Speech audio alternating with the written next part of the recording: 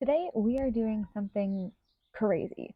Today we are putting the two masters of, screenwriting, but also story theorists up against one another to see how their ideas compare. We are talking about a Robert McKee versus John Truby battle royale, specifically Story by Robert McKee versus The Anatomy of Story by John Truby.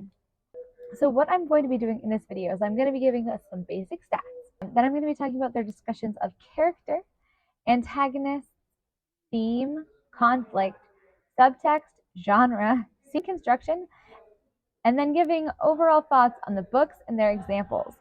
So this is going to be a fun video. Let's go. Okay, editing Nicole here. So this video was super dense. You can see it's also quite long, and watching it back, I talked very quickly, as I do.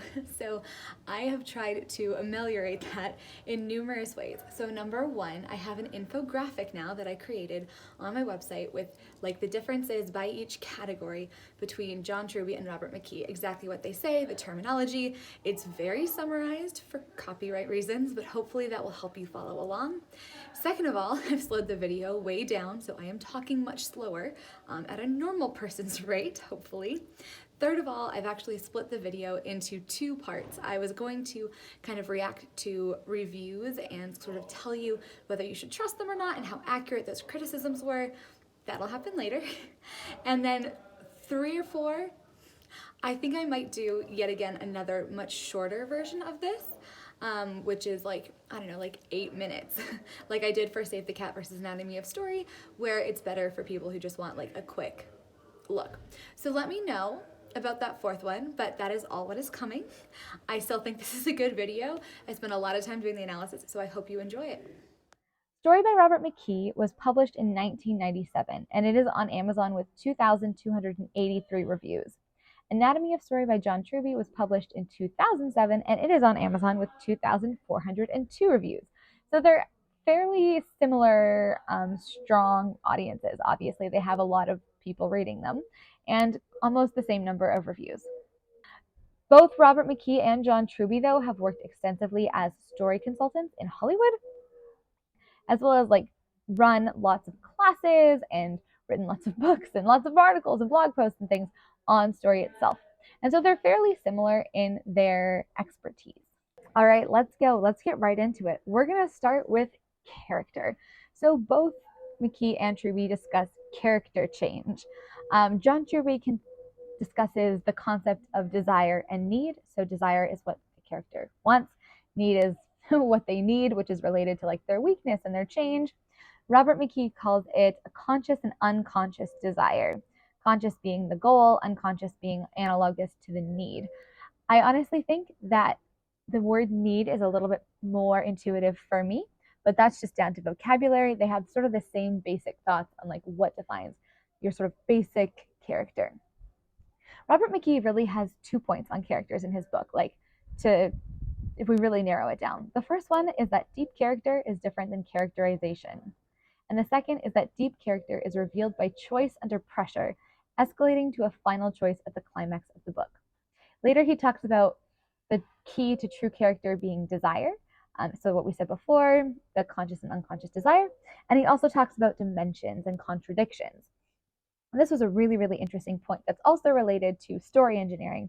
We don't hear as much or as explicitly or as in the same way in Anatomy of Story about those dimensions of characters, that characters should not be exactly as they seem. And we should, while we see their characterization at first, their deeper characters should be revealed and should surprise us sometimes as we get to know them. And that Robert McKee really uses that sort of revelation, that contradiction, that surprise as a key marker of a really good story. Truby really narrows in on need, desire, and character change. He links these things to the theme and moral argument very deeply. So McKee talks about choice under pressure. Truby talks about moral choice. This is basically the same thing, although Truby is more talking about sort of the under the surface connectivity, what choice should be made to fit the overall book and to be meaningful to the overall book. McKee's choice under pressure, I feel like, is more sort of in the moment, what the character is doing, more feeling, more visceral, where Truby's is a little bit more analytical in terms of, I know this is sort of the theme of the novel or the moral argument, and in order to support that, we need to have the moral choice, which of course is made under pressure. Just we don't talk about it as explicitly in Anatomy of Story. Also, in a different part of the book, McKee talks not choosing between good and evil, but between two unique, irreconcilable desires and creating a real dilemma. And Truby also talks about the different sort of kinds of antagonism you can have and encourages you to move beyond good and evil. In terms of casts, and so differentiating your larger cast of characters, McKee takes a personality approach. So he says that supporting roles are inspired by the central character and they're designed to delineate complex dimensions. So I mentioned complex dimensions again, seeing parts of the character that we didn't expect. And so he has this great web where he has the character in the middle and it says, okay, we see like the really sweet and thoughtful part of this character when she is with her best friend. And we see this like, badass part of the character when she is doing her job, that kind of thing. Truby focuses more on function and archetype in his cast and also differentiating supporting characters' belief systems from the heroes and comparing their weakness, need, desire, values, power, status, ability. So again, Truby is kind of going back to that moral argument because belief system is basically around the moral argument of the story and how you should show those different belief systems. In terms of antagonists and opponents, both have a four-corner of opposition diagram, and they both talk a lot about values. McKee's point is about bringing the story to the end of the line of that value, the negation of the negation, and how the value of the story changes throughout. Again, if you've looked into StoryGrid, you would recognize these ideas again. It's the idea that you have a life value, whether it's life and death or success and failure.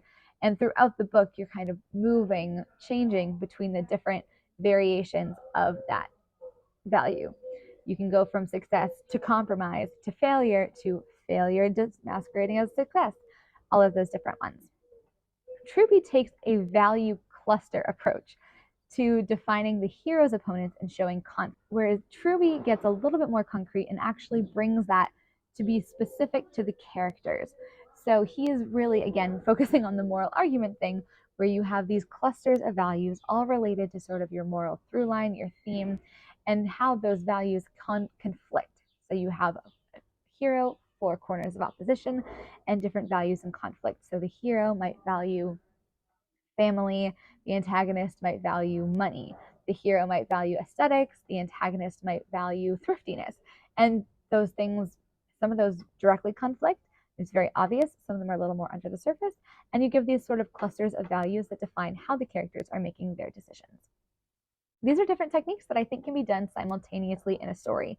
You use Truby's four corners to create conflict in the story through conflicting values, and the result and effect of that conflict turns the story's global value, allowing you to progress forward.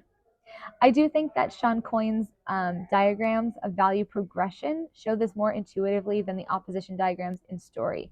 My understanding is that these values shift but aren't constantly in conflict. So you cannot be alive and in conflict with dead. You like move over. So I will show Robert McKee's. It has like the arrows, whereas Sean Coyne does this progression. I think the arrows works for Truby's version, but actually this progression sliding scale of value makes more sense in the way that McKee is talking about it. All right, and now we're getting into theme between the two of them. So both take the concept of theme and use it or describe it in a similar sentence. John Truby calls your theme the moral argument, something like a man's riches comes not from the money he makes, but the friends and family he serves, or a person lives a much happier life when she gives to others, or understanding why we act and whether it is right is always uncertain. McKee calls it the controlling idea, consisting of a value and a cause, something like justice triumphs because the protagonist is tenaciously resourceful and courageous. Passion turns to violence and destroys our lives when we use people as objects of pleasure. So you can see kind of McKee's is a little bit more formulaic there. John Truby's is a little bit more, I don't know if you'd call it universal, but might be a little bit more difficult to find your way into the story from a sentence like understanding why we act and whether it is right is always uncertain. Success triumphs when we realize that we can't fully understand our actions might be a little bit easier to find your way into with McKee's version, but I think that's a very personal choice. Both discuss very different kinds of thematic ideas. So Truby talks about good versus bad, tragedy, pathos, and black comedy. McKee talks about idealism and pessimism, and then both discuss ironic ideas. So when I say that, it's sort of the overall arch of your story. So a tragedy will have like a tragic theme, good versus bad will have maybe a more morality theme, etc. I really like how general McKee's descriptions were, because with idealism and pessimism, he is discussing upending and downending stories, with the irony being kind of Truby doesn't discuss idealistic endings in detail beyond good versus evil. But I think that's because he assumes the idealistic ending in the rest of the chapter. So his whole chapter is kind of about the character having a positive arc, more or less. And then he kind of goes in and says, any of these special forms or black comedy, etc., this is how it changes. So there's a lot of similarity there. And it's very interesting to see the different ways that they categorize those different kind of arcs of theme. Truby goes a step forward and gives tools into how to actually make the argument, the controlling idea, come through. He talks about weakness, need, immoral action, attack by ally, obsessive drive, moral self-revelation, moral decision, etc. McKee, meanwhile, speaks of ideas and counter ideas and gives lots of examples. Counter ideas being characters or situations that express the opposite of your controlling idea, to kind of, if it's success triumphs when we value our friends and family over money, then you would have a counter idea of someone who is choosing money over friends and family. He discusses how the story's climax should dramatize the story's meaning and have a final action that excites and moves you. And I would argue that final action is basically the same as the moral decision from John Truby, because your moral decision is meant to excite and move you, or excite and move the audience, anyways. Arguably, this is the same approach. I found McKee's a little bit harder to find on the page in terms of theme and maybe a little bit less practical, whereas Truby lays out the tools for this more explicitly and gives end-to-end examples of how it's done. McKee gives examples, but they're kind of picked through. Truby really goes and shows it for one story, which can be very helpful. We're talking about conflict now. So Truby talks about values in conflict and obstacles preventing a protagonist from achieving their desire. McKee presents this concept called the gap, and I found the gap one of the best things in the book. I found it very fresh and interesting. The idea is that conflict is the gap between expectation and result. My hero thinks X will happen, but then Y happens. Conflict. There is also a discussion of the risks characters are willing to take and how they take greater and greater risks with each new action as they move towards the climax. Again, I really like that, and that focus on ramping up the stakes. It's a little bit more explicit in McKee's book than John Truby's, how we escalate those things and ideas of go together. In terms of causality, which Truby also talks about, I find the idea of the gap very helpful. Causality being, nothing in the story is random. The character does this, and so this happens, and so this happens, and so that happens. In the same chapter that McKee talks about the gap, he discusses the magic if, which is the idea that you think, and it comes from acting, if I were this character in these circumstances, what would I do? And I found that was a very helpful practical technique and not something I'd necessarily thought of before. It seems very obvious, but it's hard to get your, sometimes as the writer, you're like, I'm here as the writer. Whereas was really a focus. Now we are talking about and comparing subtext and dialogue. Truby's points on dialogue are very helpful. I like how he talks about good dialogue progressing from being about action to being about sort of a person's essence, with starters such as you are. He talks about story dialogue, moral dialogue, and motifs. Again, I really like how he breaks it down. He talks about, how moral dialogue works. So a character proposes a course of action, another character opposes it, and you have a good setup for that kind of moral dialogue. He also talks about subtext, and he talks about subtext as in characters having a hidden desire and an indirect plan to get it. So if my character is saying, hey, I would like to pick up my CDs from your house or something, maybe they're like their hidden desire is, I want to see if we can get back together. And they have sort of that indirect plan to figure it out. McKee gets deeply into subtext with a very long example as part of a scene analysis from Casablanca. He says that all text is subtext and puts it into the context of action and reaction. So the action is what the character is really doing under the surface. So in his example, he has Rick from Casablanca. Rick, is it Rick? Yeah, Rick from Casablanca saying in a scene to Isla, well, you can tell me now, I'm reasonably sober. And McKee identifies the action there as he's pleading, he's getting down on his knees, sort of. So there's similarities. I kind of like McKee's approach to subtext a little bit better because I don't know if characters or people are even always thinking of their own subtext. You know what I mean? I might want something and not be, can be good in some situations. But I also really like the way McKee talks about action and reaction in terms of context and what they're really thinking under the surface versus what they're saying. I know that sounded like the same thing. It's not. McKee really breaks it down into like basic beats, which is helpful, and those beats are meant to be kind of the subtext. It's a very interesting discussion from both of them on how subtext works and how you can create it. In terms of genre, this is going to be short. In my opinion, neither tackles genre particularly well. Anatomy of Story doesn't really touch it. Hold on for Anatomy of Genre. It is out. It is there. It is coming. It is long, but I'm working on reading it. And then McKee also has genre, but it's just such a long list that I don't find it particularly useful. You might, though. All right, so then they talk about scene construction.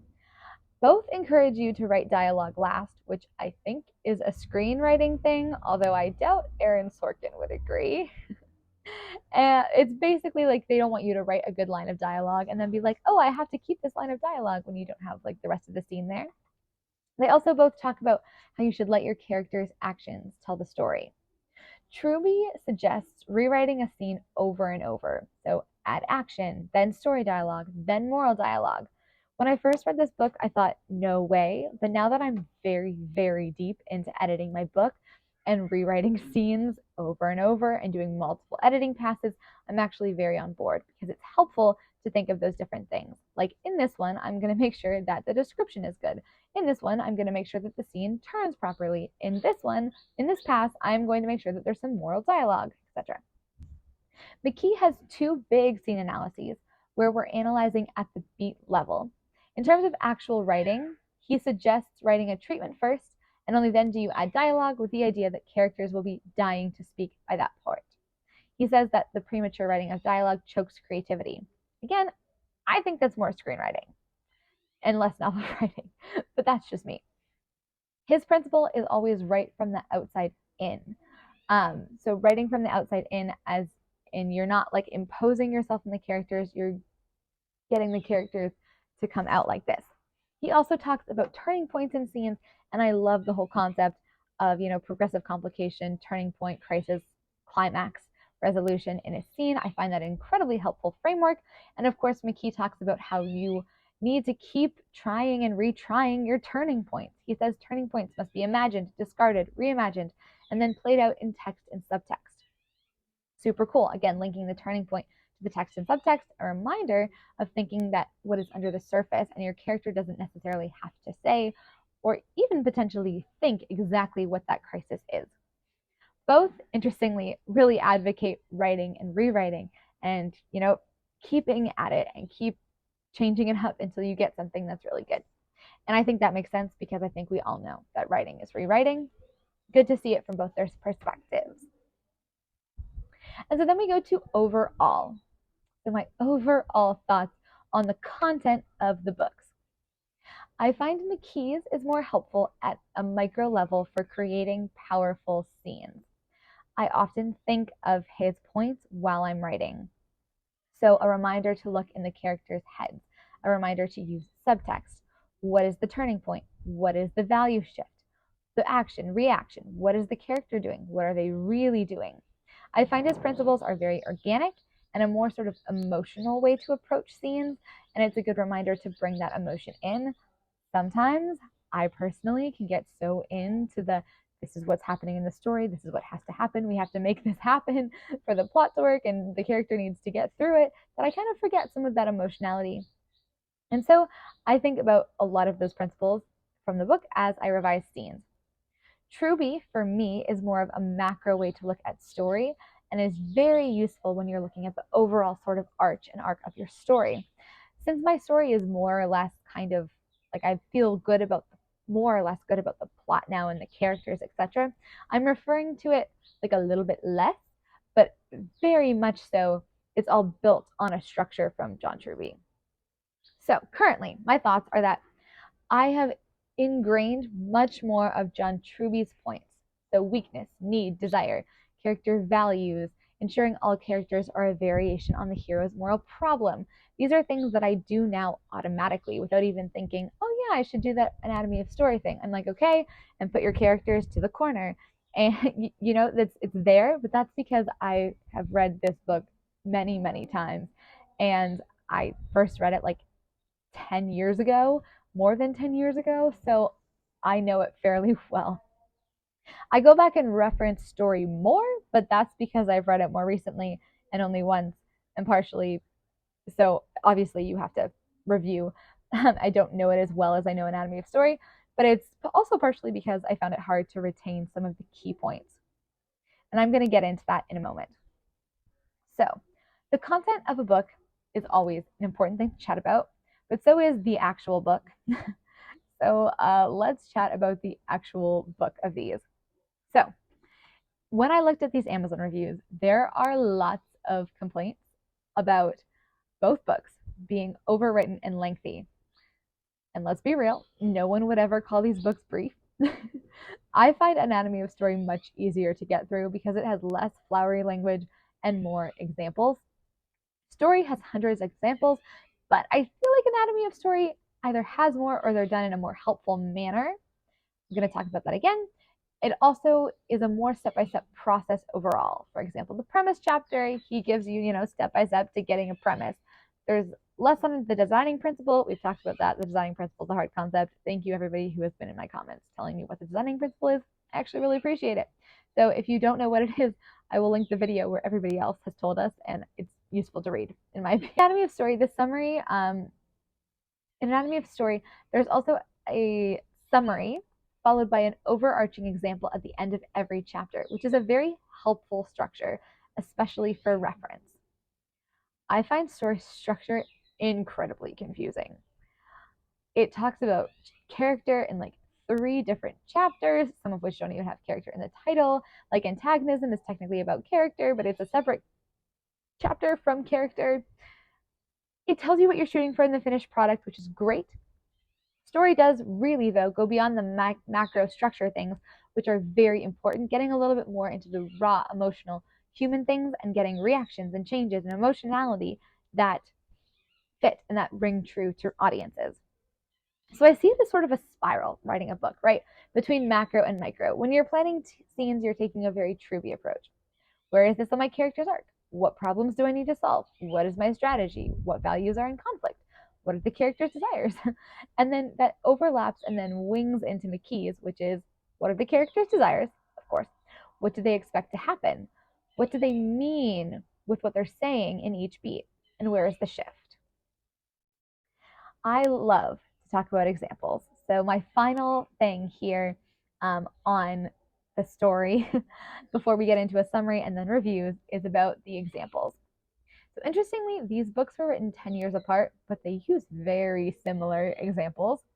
The Godfather, Chinatown, Casablanca, they must really be like some of the best movies because at least before 2007, because they both pull heavily from those.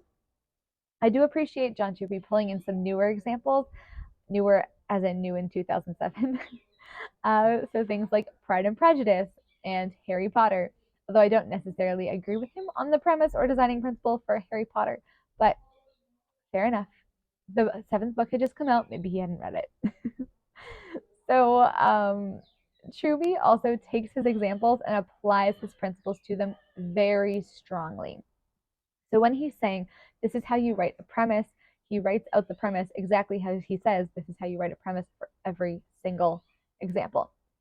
For these are the 22 plot steps. He has a thing and he's like, these are the 22 plot steps for my example. So he puts every example into his language, easy to read and reference. I really enjoyed McKee's detailed examples, specifically like the magic if in Chinatown and the subtext in Casablanca. But his other examples, they're used more as discussion points within the text and they're so, and then the final note is that the ending chapter of these are weird. The ending chapters of these books, I really prefer Truby's. There's the fade out versus the never ending story. Those are the names of the last chapters. The millipede metaphor and story was just weird. I didn't get it. If you got it, let me know if you love it. But it was strange to me. So the biggest reason that I like the Anatomy of Story better, and I'm going to be honest, I like the Anatomy of Story slightly better than Story, is the formatting. That is a strange thing to say, but in Anatomy of Story, there are bullet points. There are subtitles for examples. There are short sections with very descriptive and relevant headings.